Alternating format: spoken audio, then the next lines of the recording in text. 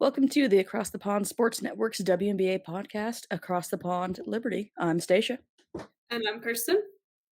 All right, so we had an eventful week. We each predicted they're going to go 3-0 because they're facing the bottom of the standings of the WNBA in Phoenix, Seattle, and Indiana. And I mean, they did go undefeated, but barely with some nail biter games and one overtime game. But first things first, against the Mercury, last time they played, there was no BG and no Tarazi, and that made a big difference. But the Liberty prevailed at home, winning the game 99-95 behind, I don't know, some woman named Brianna Stewart and her 43 points. I mean, she seems like an okay player to me.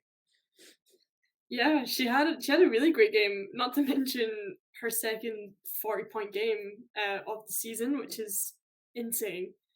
Um, yeah, and like we said, it was quite a close game. I think we kinda spoke last week, hoping that it would be more more of a comfortable win, as we kind of expected that it should have gone that way, but yeah, very much a complete nail biter week this week, and yeah, lots to talk about. It's just this game with, with the Mercury at home, Sue Bird's sitting there, she's watching 2 of her former teammates just kind of, like, go at it, and again, the Liberty started off, they as they've been doing recently, like, getting a good lead in the beginning of the game, but they just had, like, a nice little roller coaster effect, and they get up by 13 points in the first quarter and then allowed the Mercury 33 points in the second.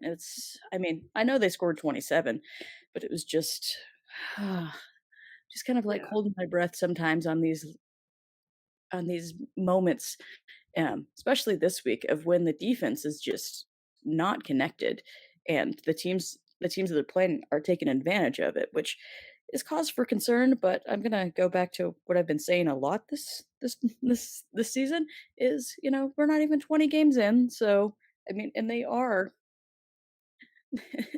they only have 4 losses. They're second in league standings, but it's still, come on, 33 points in 1 quarter. It's like we can do better than that.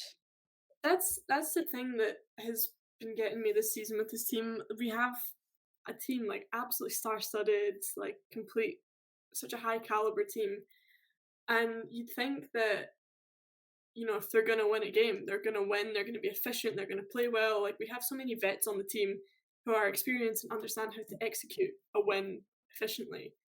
But it's like every game they have a lead, and then all of a sudden it comes in close, and you're on the edge of your seat constantly, like, oh, like, are we gonna win this game? Are we gonna pull it back together? Are we gonna be able to get that energy back? And I just think that's one thing we've just struggled with, particularly this week, where yes, we've had 3 wins, which should have been 3 easy wins, and by no means did they make it easy.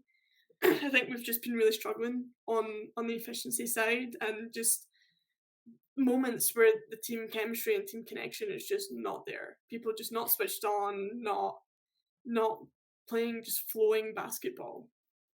And and I think part of it kept going back to, I would like to see more of it, back to the basket post up. So then it's not just coming down and just relying on the 3 balls so much. And Mhm. here is one thing though, is they did shoot 11 for 25 from 3-point range against the Mercury. Is great.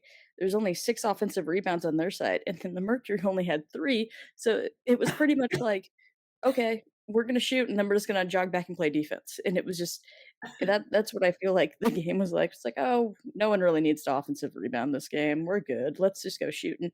And the Mercury were 9 for 20 on their three-pointers, which is, just like a smidge better. But when you have 2 teams that make 20 of 45 threes, as when you're watching a game as a spectator, that's very fun to watch, hanging out at 44%, and it's an amazing percentage. Of course, you have some of the best shooters in the game that are playing in this one, but it also just gives me pause because of what happened later in the week where that shot becomes so reliant for them, and I know that they're gonna shoot it, and Sandy has said it, but what about when you're not shooting well? It's like, what's gonna happen? And I feel like that kind of happened because they'd get the lead and shoot well, and then they just go cold. I Mhm. mean, and then the other team just comes out and it's like, "Oh, now we're gonna shoot. Now we shoot well. What are you gonna do?" And then you're kind of in a place where you're a little worried because it's not coming as frequently and you haven't worked the offense enough to get easier shots in the paint. So that's what I'm seeing more recently. Um, I'm really happy the All-Star break's coming. Yeah. Yeah. Yeah, definitely, no, I agree what you're saying, though, but with that game against Phoenix, Phoenix had 42 points in the paint compared to the Liberty's 32 points in the paint, and I understand, they have Griner. Griner's an amazing player, and she scored 25 points that she scored? 21 points that she scored in that game. And then we have John Quell, who scored 12 or 13 points. I just and I'm going back to this point again, like, we have such a powerful player in Jonquil, and I know she's not technically a centre, but she does play the centre role, particularly recently where Dawson's out, Hanshu's out as well. We need her to have the ability to take those shots in the paint. She's been scoring threes as well, which is impressive, but like you're saying, it's a lot more reliable when you're able to work an offense around getting those close baskets, getting those points in the paint. And I just think for Jonquil to be 2019 league MVP, she should really be performing a lot better in the paint, consistently scoring a lot more points in the paint, and rebounding better than she has been. I think a lot of this is down to this kind of role where she is center, but she isn't, and she's out on the perimeter shooting threes. And I just think we need to see a lot more consistency from her because, like we said, Phoenix 10 more points in the paint than the Liberty, which shouldn't really be happening with such a star big like Jones and a powerful other player like Sabali as well. Yeah, and Niara didn't play much in this game. She only played 9 minutes, and she's been coming along and getting more playing time in the next 2 games that we're gonna talk about. But yeah, I wanna see that. Asia doesn't venture out that much, and she does shoot threes, so we're just gonna go to the comparison to Vegas. Asia's in the paint. Asia's in the paint when Kia Stokes subs in for Asia. Kia's in the paint. Candace takes turns playing in the paint and back to the basket, and they have that in their offense, which opens up everything for Jackie Young, who has found her three-point shot the past 2 years, and then Chelsea Kelsey mix, as I like to call them. Good old Chelsea Kelsey. And then they're dangerous, but then it gives the opportunity if you have someone in the post and then you have to double down on the post on the double, the player that's coming to double will normally have their back to their whoever they're guarding, and that's when cuts can open up on the backside. And that's something that we are missing. And we have players like Thornton and Betnaja, who, talked about how much you love Betnaja, that are so strong and so quick that will be able to take, have that cut, get that pass, and then score off of it on the backside. And with our shooters, you have Stewie and Sabrina, and Sloot, has been a little off lately, but you have shooters that can do that, especially if you had Johannes in.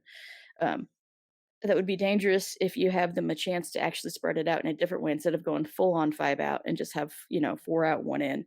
But, there's so many things that we could talk about, and yet they are still only four losses Yeah. in their first 17, 18 games now? 18 games. Um, and so yeah, so we are very critical because we want them to do so well. But I would say that my play of the game this week was Sloot got a steal in the last like minute and 20 off of Sophie, which makes me happy.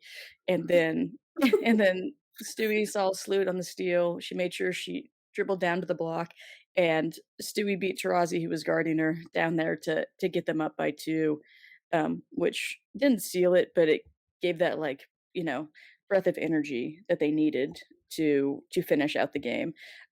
So that was good on Sloot. Backdoor, got that steal and scored in transition off of it. That's two of the paint points that they had. Mhm. But hey, there's a win. 99-95, totally different than the first time. And for the Mercury, Michaela Onyenwere came in after leaving New York and being the rookie of the year when she was playing for the Liberty, and she had 19 points. So there's just Mm. another player that has played well against New York as a former New York player, and that is my nice little segue to the next game against the Seattle Storm, because That was smooth. another close game.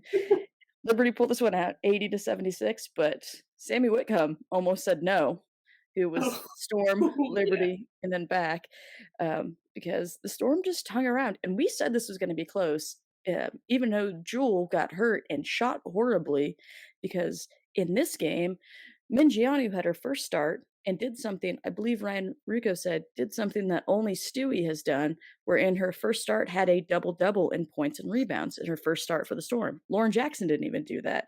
She had 12 points and 14 boards, and she was a pickup in the second round by the Storm. And we talk about how so many players are not on roster that are even drafted in the first round. And Mingianu, who's 6'3", was killing it today. And the youth of the Storm were the reason they were in this game. And of course, Sammy at the end, but Horston, Mingianu, um, I, I was so impressed, and I'm so happy because we've said this before. Even though we're covering the Liberty, we started off as Storm fans, so it makes me so happy to see the Storm on the way up. Yeah, no, I the Storm came out to play, and I think last week we my prediction for this game was that Joe Lloyd was gonna be lead scorer, and, unfortunately, that wasn't the case. She did have a pretty bad shooting game, and then she got injured, which is unfortunate, but yeah, Mengiadu, 14 rebounds, 12 points. Jay Horston as well with 11 rebounds. Just crazy. And if you look at the comparison for the rebounds, the Seattle Storm had 48 rebounds to the Liberty's 30 in a loss. The In a Storm loss. lost, but they out rebounded the Liberty by 18. That's insane. And it just hits back on the same point that I just said there, that we need more consistency in that big position. And like what you were saying as well, we need people who are in there, boxing out, wanting that fight for the ball. One thing I haven't really seen from Jonquil, like she's always positioned well when the ball comes down, or when the ball goes up, sorry. She's always positioned well, but she doesn't seal her player off in an efficient way. They always seem to manage to get their arm over, or just tip it above. It's like she's not quite switched on and reactive enough to get that rebound, which is something that ideally needs to change, particularly with our other bigs out. But yeah, to have be out rebounded by 18 in a winning game is crazy. Well, I mean, they were only 6 of 32 from the three-point line, 2 of which came in, like, the last 2 minutes from or last 3 minutes from Sammy. So, just imagine Seattle just makes 2 more shots than 2 more threes. The Mhm. game's over, and so many second chance opportunities, but again, they're young, so it's about knowing how to take good shots, not just like, "Oh, this is the shot we're gonna take." Knowing how to get open or when those good shots are going to be available after you get the rebounds for the second chance points, and even though, I mean, I do have, Pat right there with me, and I've said this, that I'm very, like, orange-blooded. I think that Gino had told Sue Bird, it's not, like, how, but when. It's not how to do something, but when. So after you get these second chance points, okay, you've done the how. Now when is the best shot? When is this gonna happen? And so I think the youth kind of comes in with that with Seattle, and so you get, oh gosh, you get 48 rebounds and you still lose. It's Yeah. that's yeah, that's rough. But I mean, Gabby Williams is going to be coming back because she's coming back over from France. And so, you're going to get another good player there. Jewel's ankle is going to be fine 'cause she came back and sat on the bench at the end of the game. So there's a lot of potential here. And we've said this before a bit. Seattle was they picked up Jewel in 2015 and Stewie in 2016, and then have 2 titles after that.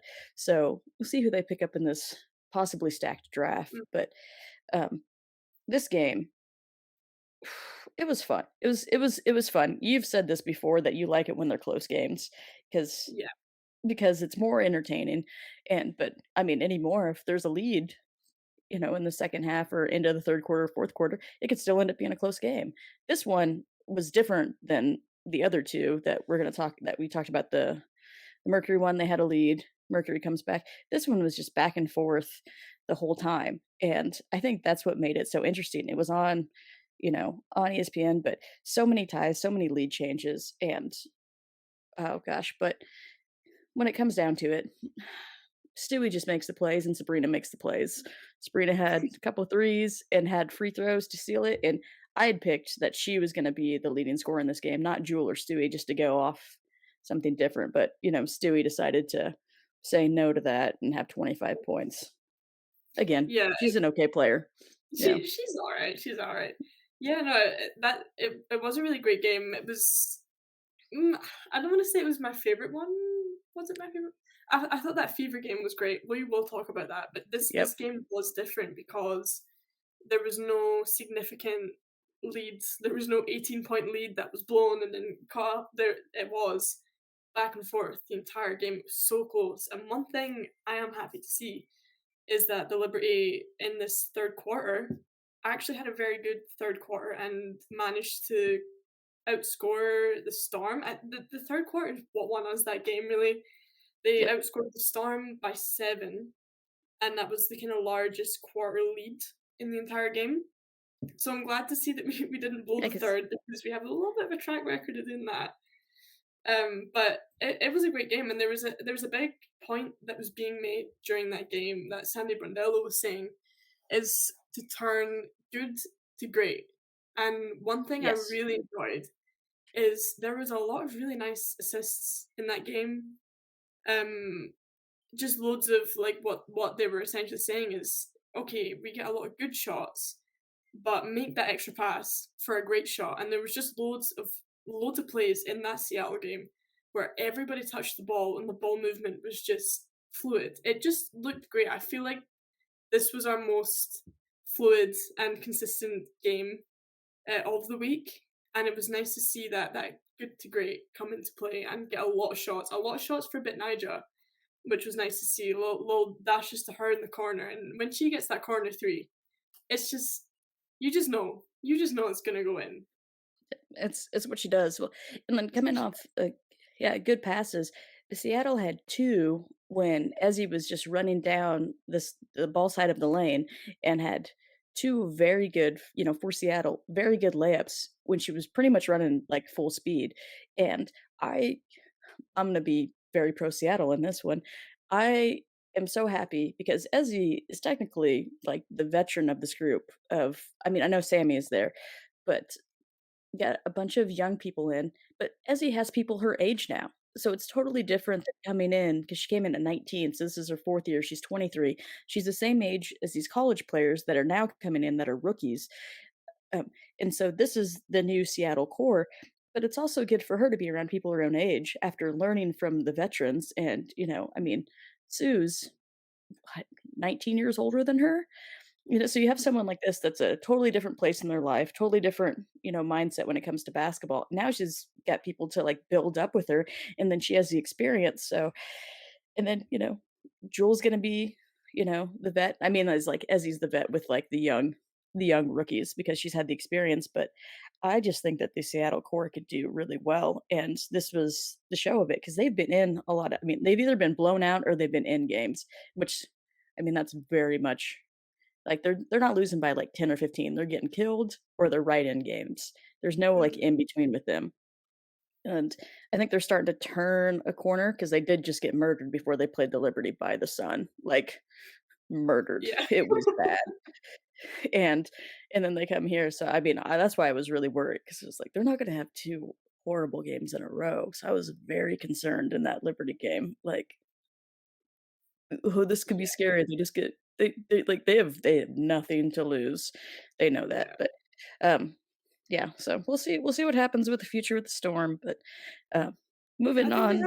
they have a lot of potential, and I think Yeah, particularly with when Joe Lloyd came out the game, it was really great to see that they did pull together. They did really they really performed despite not having their leader on the court, and they only lost that quarter by 2 points. And I don't think Joe had really any significant impact on that fourth quarter at all. So I think that is just testamentary to the potential that they do have for the future.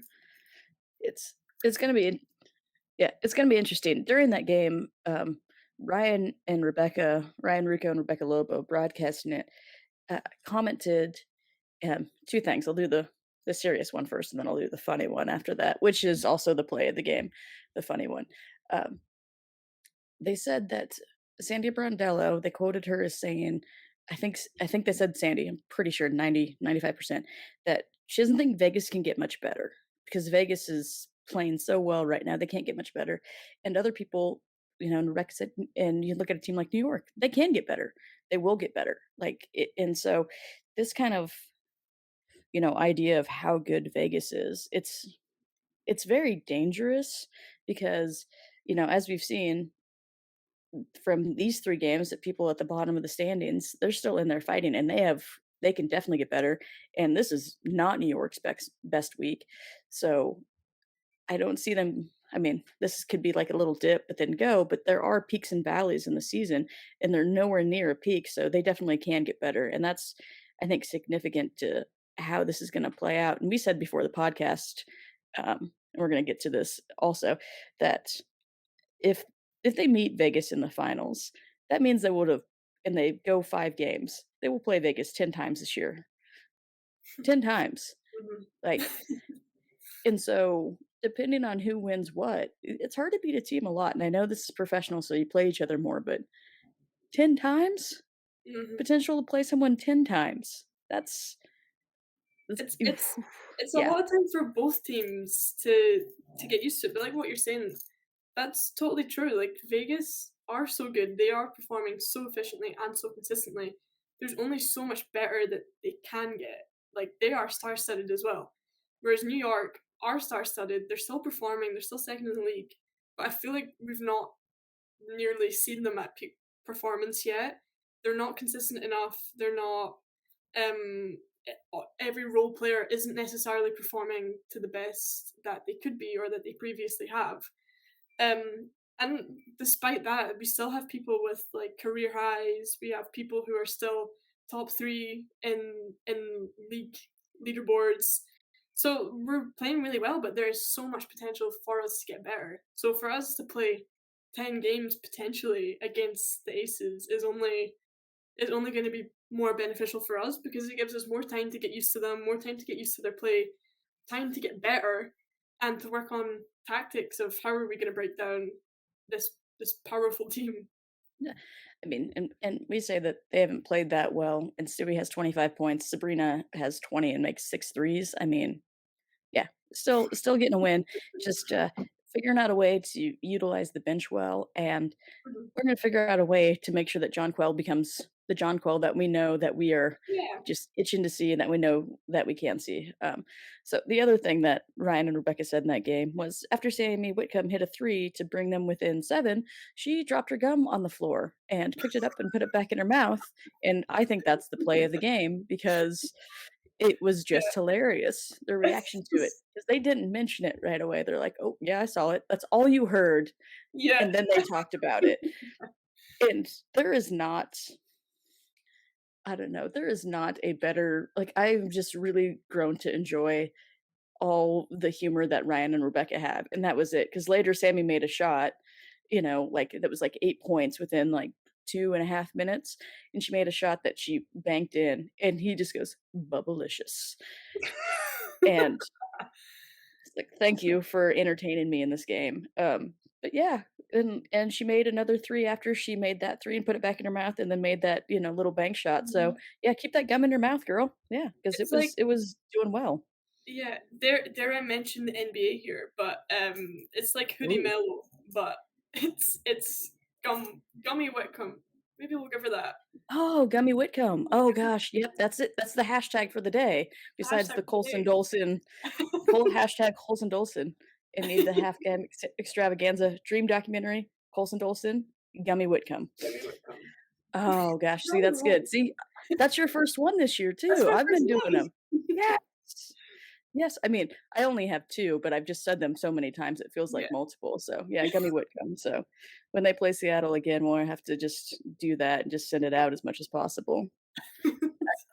Alright, game number 3 this week, first time, it's against the Fever, first time they played 'em, Stewie, she had 43 points against the Mercury. She had her highest scoring game against the Fever, 2nd game of the year, and I said that they were gonna kill them because the Fever were young, but the Fever have been fighters this whole year despite their record. They're in every game except for that one that they first played against New York.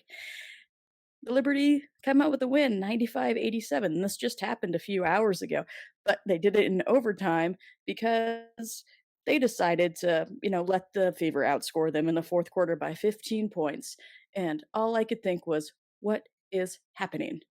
That whole 4th quarter. What is happening? Not shooting well, that's what was happening. Yep. No, that was such like, just such a crazy game to watch. I was, watching I was sitting towards it must have been, like, a couple minutes into the 4th quarter, and I was just like, "Right, this is our first kind of comfortable win of the week. This is great, like, this is going well." But, like, there's no way. There's no way. It wasn't even a thought in my head that Indiana were gonna come back, and they played well the whole game, don't get me wrong, but I was just like, "Nah, we're on a roll right now. We're playing well. We're playing efficiently. Everyone looks like they're kind of gelled together." Wow, I was just on the edge of my seat again, just heart palpitations watching that game, and that in particular, that last 6 seconds where they wrote up the play, and I was like, There's no way. No There's just way. no way. Like, it's not gonna happen. Like, New York can see you're obviously gonna try to score a three. There's no way." And then it goes in. Aaliyah Boston, not to mention her second career three-pointer in the WNBA, was buzzer beater to draw the game and send it to OT. Crazy. And, like, just crazy. There is one thing that the Liberty did well, is they were guarding the shooters. Uh-huh. Shooters.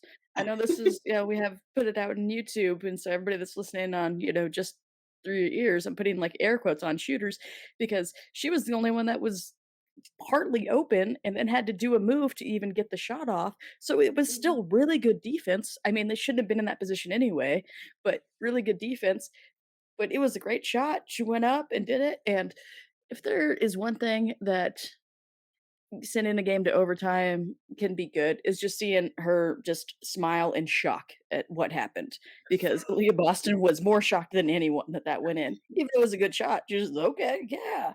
So just another, plus on the Fever, because 'cause I've been so, like, on them this year about how much they're not, been kinda a joke the past 2 years, and they are not, even though their record is still only 5 wins, I mean, I think, they're 20 games in. I think they're gonna get 12 or 13 wins this year, so the second half of the season, they're gonna win more than they did in the first half, but in this game, Melissa Smith wasn't even playing, and she was one of kind of, like, what all the, people that know about the game would say is, like, one of the top 5 that could have been an all-star, Mhm. um, and, uh which we're gonna get more on that in a second, about the All-Star game, and so she wasn't even playing today, and she's their leading rebounder, and it was just insane to me that she doesn't play, and then the Fever force overtime, but, um, sticking with the Leah Boston, besides the three-pointer, in the 1st quarter, she gets a foul on Jonquel.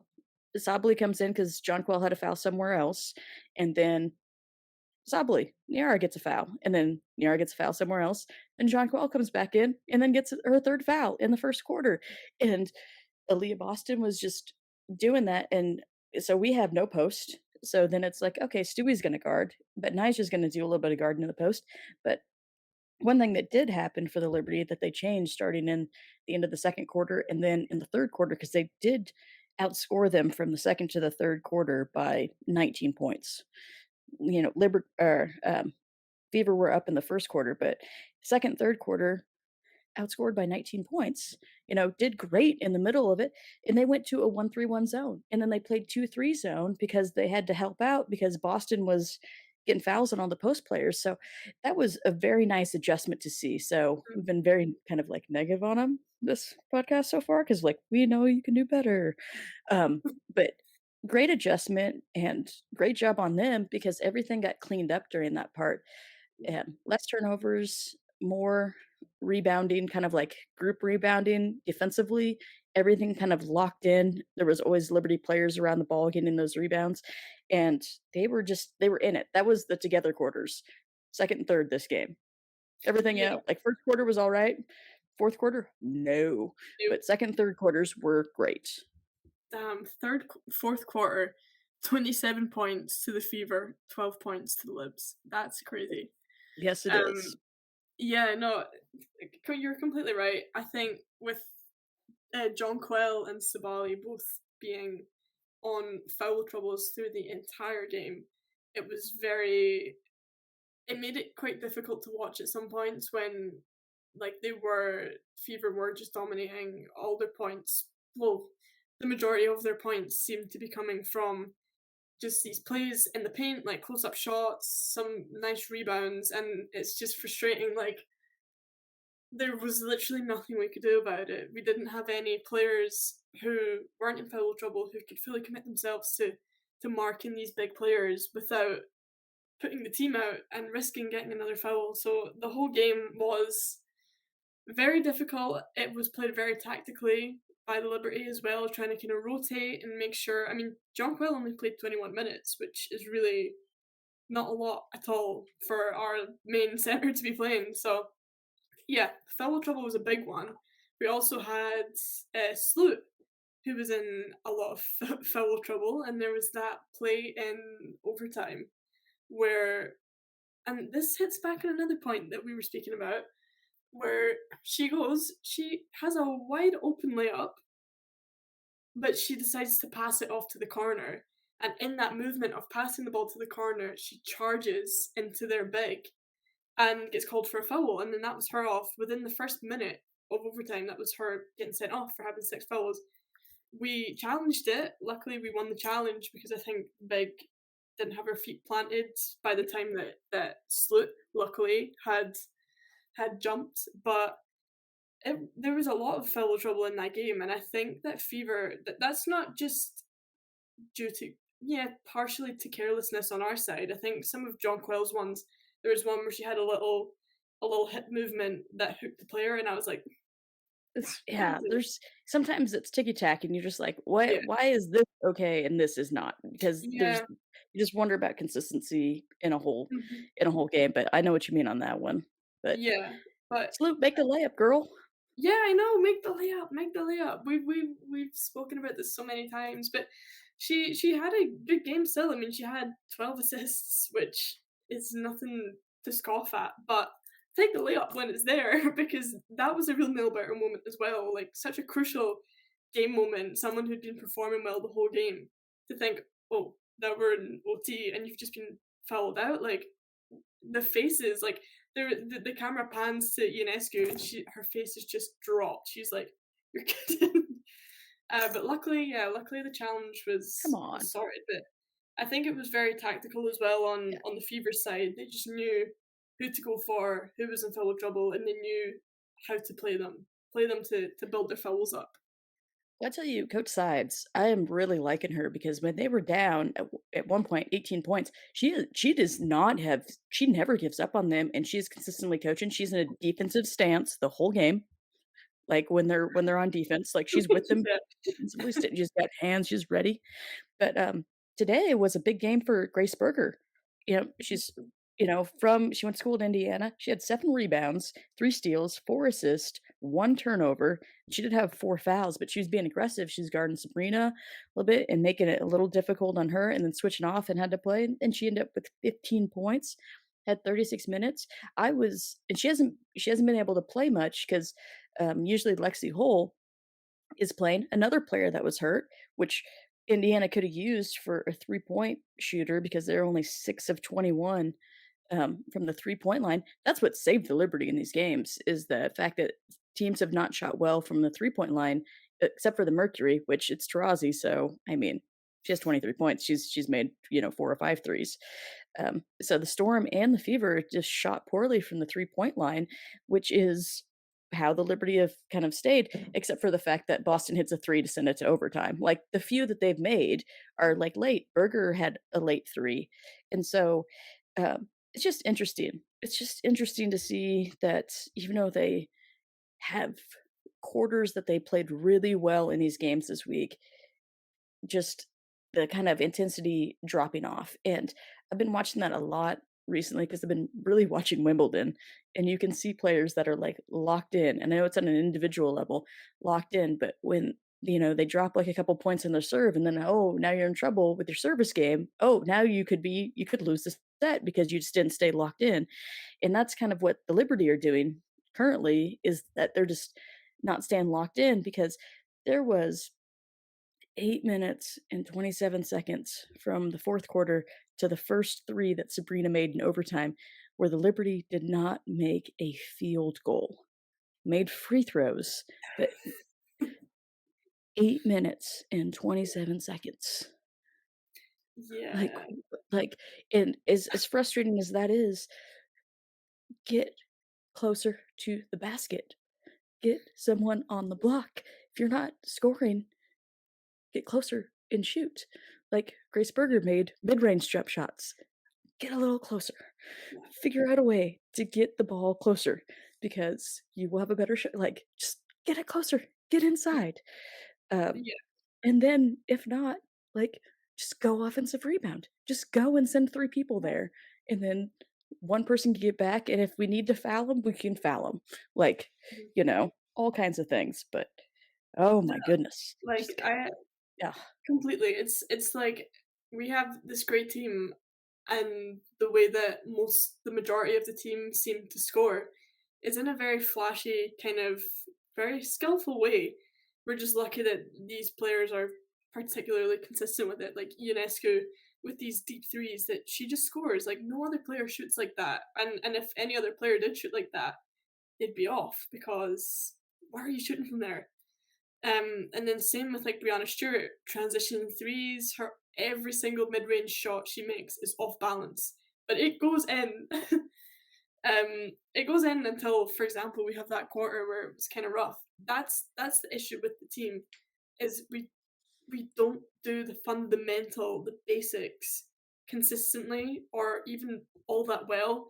There's a lot of times where we have like wide open layups and we miss them. I've seen Slut do this quite a few times where she goes for a wide open layup and she misses it and she just hands in her head like I Ah! think yeah, it's one thing that we struggle with a lot is just the fundamentals. We can do all the cool flashy stuff, we can do all that. And this is one player this week as well who I've been a bit I was hoping to see more from. Is Johannes. She got minutes in every game, but just kind of silent week for her. Didn't perform particularly well. She was shooting up, like putting up a lot of quite flashy shots. None of them really went in, and I think that was just one of those things that got us this week. Is just not doing the fundamentals well, not making easy baskets. But on the bright side, we do have players like Lainey. Lainey is so great for this, and she's so contrasting to the rest of the team because she is always locked in. Same with Thornton, Yes. always locked in, particularly defensively. But with Lainey, she just does the fundamentals so well. Like she's just very much, I get the ball, I'm just gonna dribble and take a layup, and it's gonna go in. And that's it. That's just her game. And she keeps doing that and she keeps powering through it and she's always locked on. She gets loads of steals, she's very defensively conscious. And then she has her nice corner three as well. It's nothing flashy, but it's just fundamentals like to near perfection. I love watching her play. Well, and I wanna see Lainey getting, when no one's scoring and we're having a drought, let's just have Benijah. She's most improved player, was an all-star, was averaging 17 points a game 2 years ago. That's why she was an all-star. She can take someone one-on-one and hit that mid-range jumper easily. It's just she hasn't had to do it this year, and that's something that need to utilize. Um, I'm gonna throw out that Sabally when she did come in, besides her she had moments, but then she also had not so good moments today because she had 4 turnovers and 4 fouls, but did have 7 points and 7 rebounds.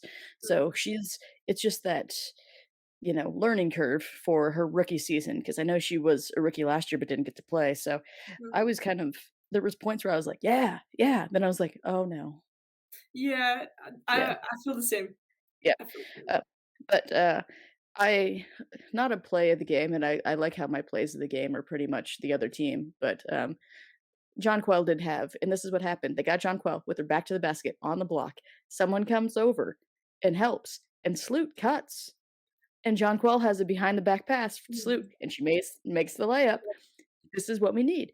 Just get her the ball on the block with her back to the basket. It doesn't have to necessarily mean she's gonna shoot or score, but go park it down there, and then hey, we can have Stewie at the free throw line and do some high low. And that's another thing that's going to be important when Steph comes back, because then Steph can be at the high post and then Stewie can be on the block. And so even just having that, because is even though Steph shoots threes and can pass well, Steph wants to pound people down. And so Mhm. we need Big Mama to do Big that. Mom Sniff. Big Mama Steph. And then we also need Big Mama Steph to do the Colson Dolson halftime, our Yeah, all-star broadcasting experience. Colson Dolson, Sid Colson, Steph Dolson, broadcasting extravaganza. we're never Um, giving up in this one. It's yeah, happening. it's never yeah, I mean, if it doesn't happen this year, it's gonna happen next year, and when they retire. They need to just start working together. You heard it here first, Yeah. everybody, and, we'll get that dream documentary sometime. But, play of the game is Aaliyah Boston making the 3 to send it to overtime. Oh, yeah, Someone does something the second time in their life to give their team a chance to go to overtime.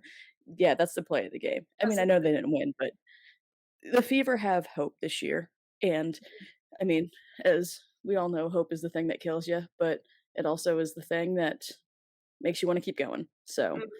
the Fever have hope, so nice, They're Aaliyah Boston.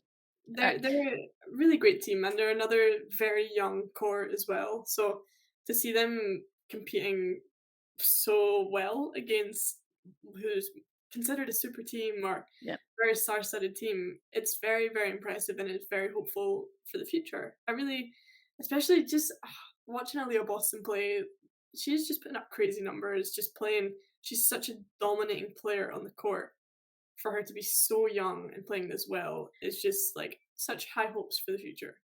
And she's scoring more in this rookie season than she did at her senior season in South Carolina, 'cause she didn't have to score her senior year, and I think she's putting up higher numbers and rebounds. That one could be close. I'd have to look at that one before they play the Fever again. I'll have that one figured out, but Mhm. yeah, and you can just see her intelligence level. She got Jonquel she had her sealed and then made sure to throw the lob, and that got Jonquel her 4th, and I was just like, "How much oh, who is Mhm. outsmarting you? This kid. Good I job, think kid." she's Yeah, sitting as well right now, leader in the league for field goal percentage at percentage, yep. 61. Yeah, Yeah, nailing it's it. amazing. Well Aaliyah Boston, she's gonna be the rookie of the year. I mean, even if she only plays half the season, I think they'd be like, "She played enough games." If she, gets hurt, hopefully she doesn't, knock on wood. But speaking of Aaliyah Boston, she is one of 20 All-Stars going to Vegas this weekend, so it is in Vegas, which means that we wish we could hear about all the parties that they're going to and all the things that happened, but we will not. And Holly Rowe will say that she went to one and then be like, I cannot talk about it when she's covering the All-Star game. I know that's going to happen like it did last year in Chicago. But these are the teams for the All-Star game. Start off with our girl Stewie, captain again, because she got one of the leaders in votes. She has Jewel Lloyd, Nneka Ogimike, Brittany Griner, Satu Sabali, Courtney Vandersloot, Sabrina Ionescu, Ezzy Magmagor, Nafisa Collier, Kelsey Mitchell, and Collier Copper is on Stewie's team. Now for Team Wilson, Asia Wilson's team. It's called Vegas. That's her team. It is Chelsea Gray, Jackie Young, Aaliyah Boston, there's South Carolina connection, Arike Gumbawale, Kelsey Plum, Alicia Gray, another South Carolina, Alyssa Thomas, Cheyenne Parker, Dewana Bonner, and because Elena Deladon hurt her ankle again the other night, she has a fill-in for her spot at the All-Star game, which Kathy Engelbert said, and that is Ryan Howard. So you have a player that just scored, over 40 points that is added to Team Wilson. And then you have Team Stewie, which has her and Jewel on it, the leading scorers in the league. But then the next leading scorers are all on Team Wilson. So who do you think is going to win this game? I know my answer. I feel like it's a very easy answer. What do you Yeah, say? I really, really wanna say Team Just, Stewie, but I think it's gonna be Team Wilson. I It's think they're just going to murder him. it's Ace's team, like, they're naturally Yeah. all gonna play t so well together anyway. Plus, add on Agumbawale, add on all these other amazing players that we have. I Yeah. just don't I just I mean, don't see it. it's there's Dewana, and now you have Ryan Howard. Like, Uh-huh. that's on Team Yes. Wilson. I mean, it's like, uh, uh ugh, I'm just making sounds right now. The only person that is not a natural shooter or scorer on that team is Alyssa Thomas, and she does not shine in All-Star games because she is a defensive player and the worker and gets her points in a physical way, and the All-Star game is anything but physical. It's Mm, all flash. And yeah, so that's the only play oh, and then Cheyenne Parker is the other one that is just the worker. Everybody else is flash. And yeah, that is what the All-Star game is. Now, Stewie does have her and Jewel and Satu, and then you have Sloot and Sabrina, but Sloot's not a big scorer. Sabrina is. Ezzy Magbegor in her All-Star game, she's not a big scorer. And Nafisa Collier's having a great year, but when it comes to shooting guard-wise, that's not kind of her thing. And Kelsey Mitchell can score and so can Copper, but I just feel like I'm just gonna call it Team Aces is gonna win this thing. I'm not yeah, even Team Wilson, Team Aces.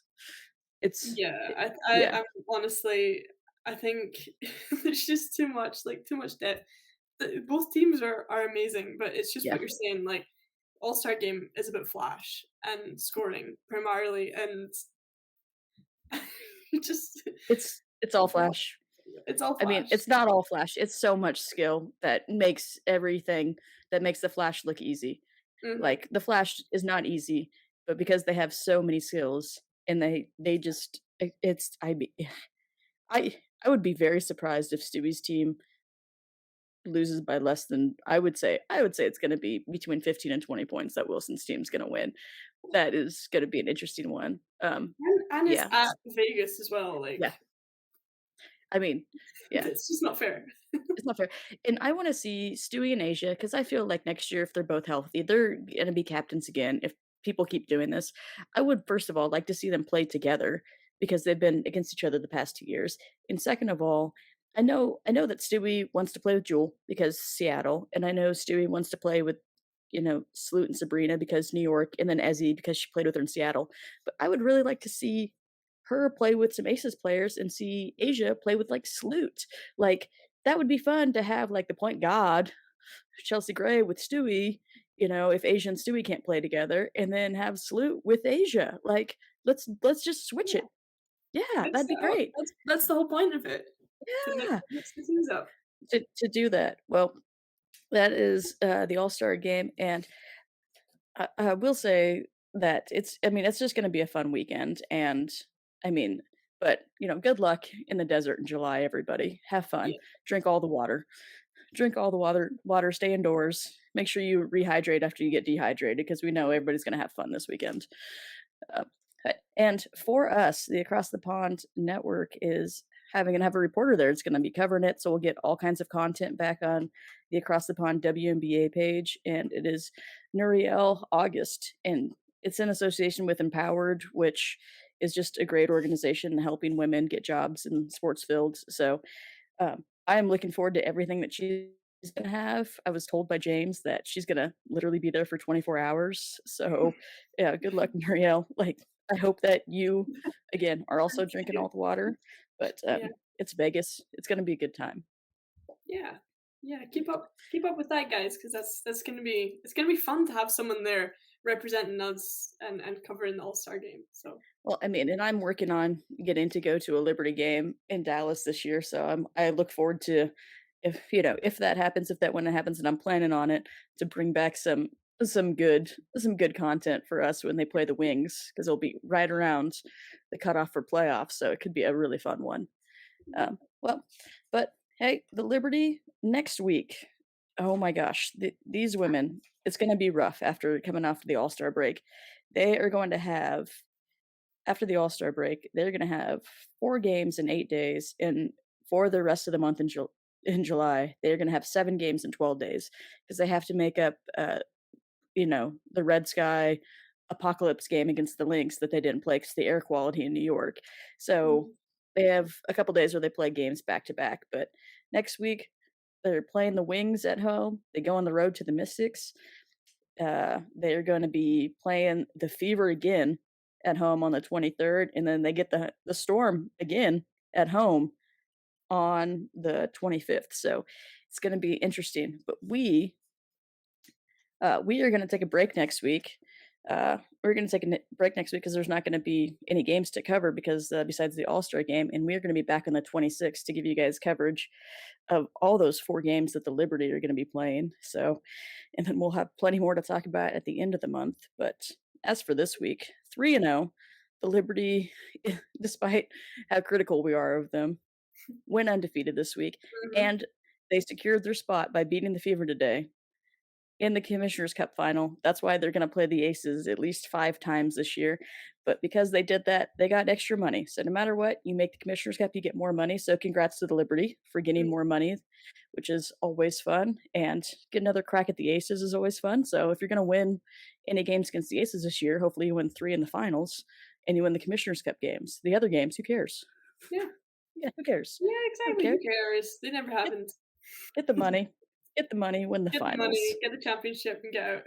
Yeah, there you go. Bring the first title to New York after being one of the original 8. I mean, that's the whole point of this season, Yeah, to build to that moment, so, yeah, 2023 champs.